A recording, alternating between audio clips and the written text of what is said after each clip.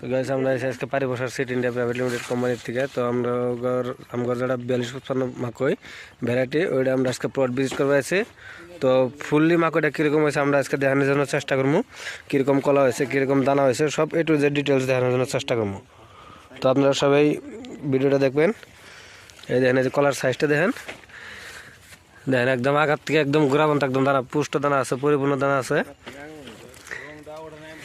কালারটা মানে মানে মালটা বাড়তে এখানে, যার জন্য আরও মোটামুটি 15-20 দিন যাবো, যার বছর পুরো একদম পরিপূর্ণ কালার হয়ে যাবো মাকইটার। তো এটা হলো 4255 ভ্যারাইটি। দানা দি ভালো হইবা, দানা ভালো আপনি গুড়ির দানা যেরকম হয় উপরে ওই যে সেম সাইজের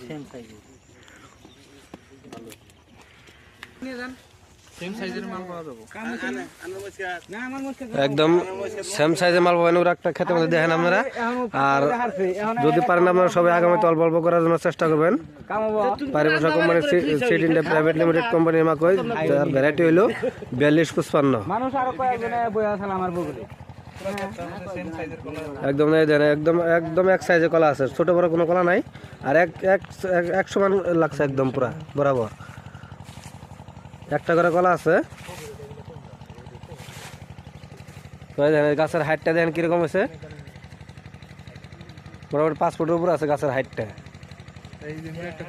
কত কত মানুষ কয় যে কলা বলে আপনার বহুত উপরে লাগে, কিন্তু উপরে লাগে না, ওইরকম উপরে লাগে না, মোটামুটি হার্ডলি আপনার 2 থেকে আড়াই ফুট উপরে কলা লাগছে গাছ থেকে।